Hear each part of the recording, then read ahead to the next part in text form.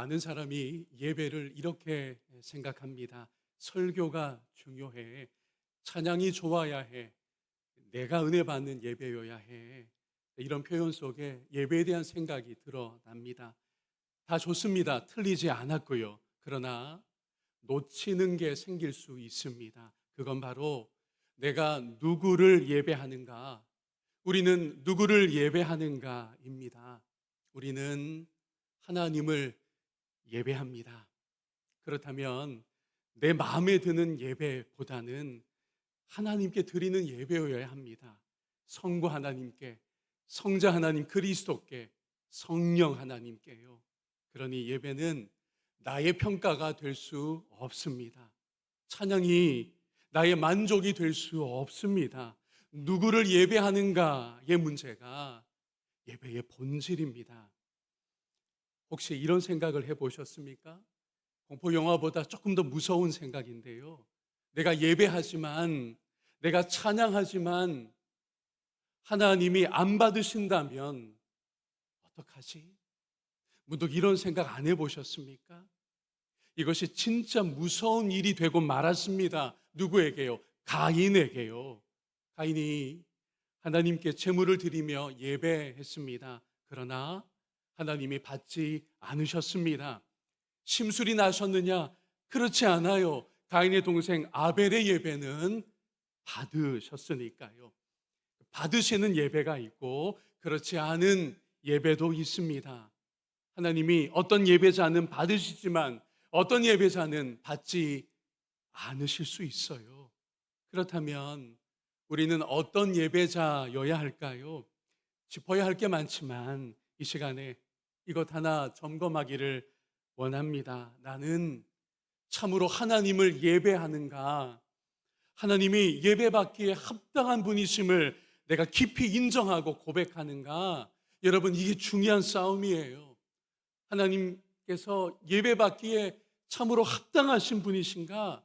여러분이 얼마나 그걸 깊이 알고 있으며 그렇게 고백하고 있습니까? 이게 되지 않는데 예배한다고요? 그건 물음표를 붙여야 할 것 같아요. 과연 하나님이 그분의 예배를 받아주실까라고요.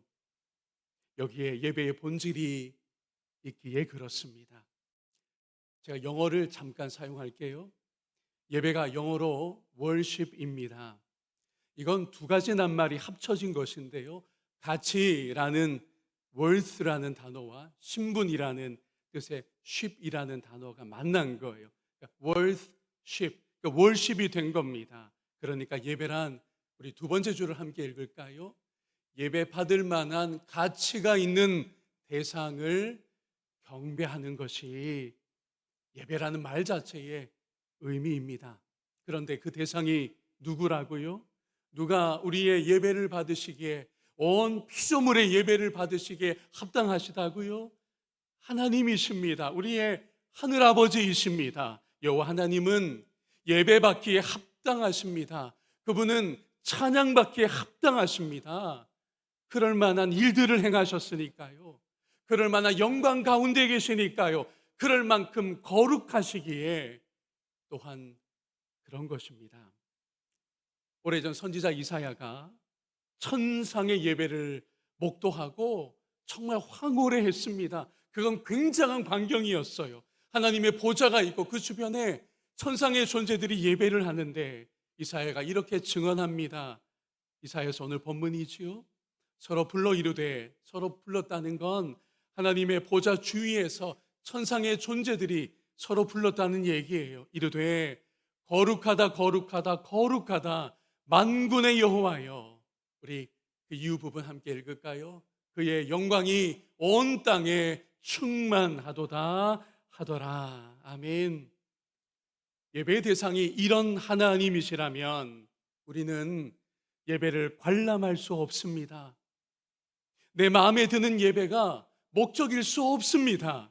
예배 받기에, 찬양 받기에 합당하신 하나님 앞에 저와 여러분은 다만 매 순간 예배자이기를 주님의 이름으로 소망합니다. 예배가 이렇다 저렇다, 찬양이 어떻더라, 여러분 가만히 생각해 보세요. 이미 관람자인 겁니다. 평가자인 거예요. 예배의 길에서 완전히 멀어져 있는 겁니다. 예배란 뭐가 그 본질에 있다고요? 우리가 또 모든 만물이 누구를 예배하는가, 거기에 예배의 핵심이 있는 것입니다. 지난해 8월 우리 군산의 야구가 또 한 번 투혼을 발휘했습니다. 봉황대기에서 군산 상일고가 이승엽의 후배 경북고와 8강에서 만났어요. 상일고 선수들이, 제가 그 경기를 좀 챙겨서 봤거든요. 최선을 다했습니다. 6대6 동점까지 갔는데 연장전 승부치기가 진짜 굉장한 긴장을 불러일으키더라고요. 워낙 명경기여서 다큐멘터리가 아예 만들어졌어요. 결과는 군산의 아이들이 8대6으로 석패했습니다. 얼마나 이 아이들이 전심이었든지 결과에 주저앉고 말았어요. 경기장을 쉽게 떠나질 못하더라고요.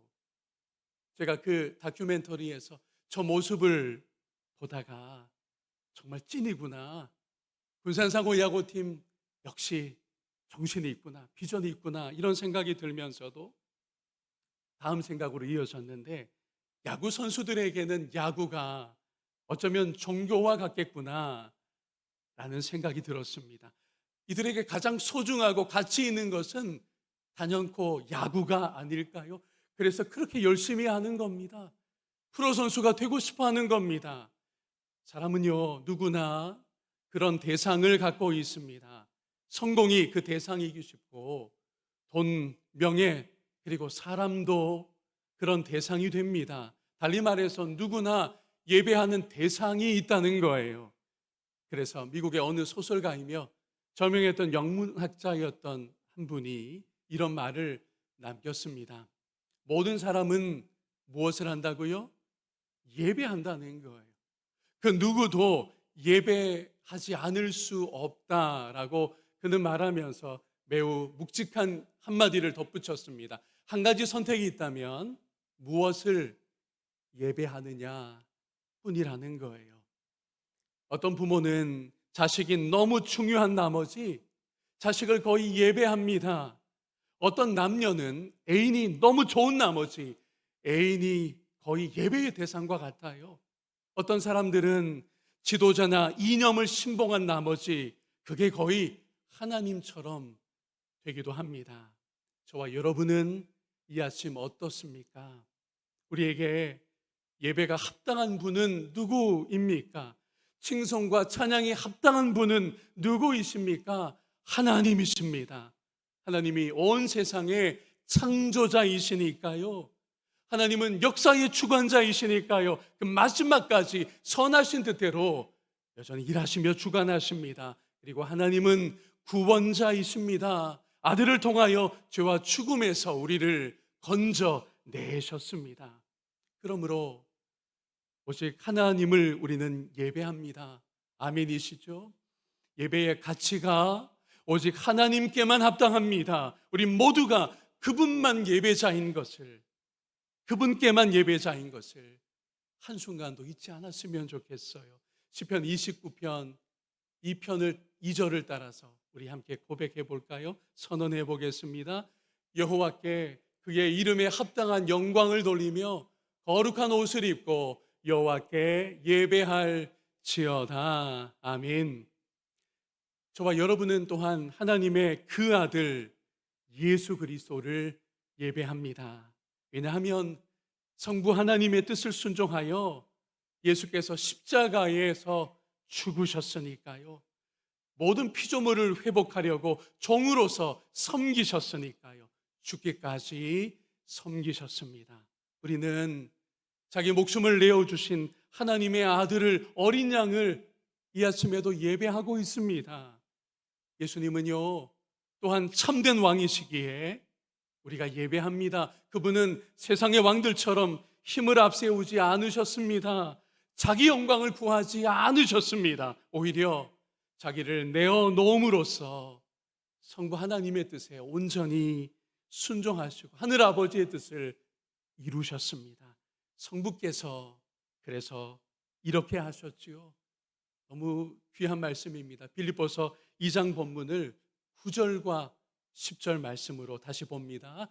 이러므로 하나님이 그를 지극히 높여 모든 이름 위에 뛰어난 이름을 주사 하늘에 있는 자들과 땅에 있는 자들과 땅 아래에 있는 자들로 모든 무릎을 예수의 이름에 꿇게 하시고. 아멘. 여러분, 무릎을 꿇는다라는 이 용어는요, 예배를 지칭하는 전문 용어입니다. 그러니까 하나님께서, 하늘아버지께서 뭐라고 요구하신 거죠? 뭐라고 명령하셨습니까? 너희 모든 무릎들은 천상의 존재들과 땅 밑에 있는 존재들까지 누구에게 예배하라고 하신 겁니까? 나의 아들에게, 내 아들 그리스도 예수에게 너희 모두는 예배하라고, 무릎 꿇으라고 기뻐 선언하셨던 것입니다.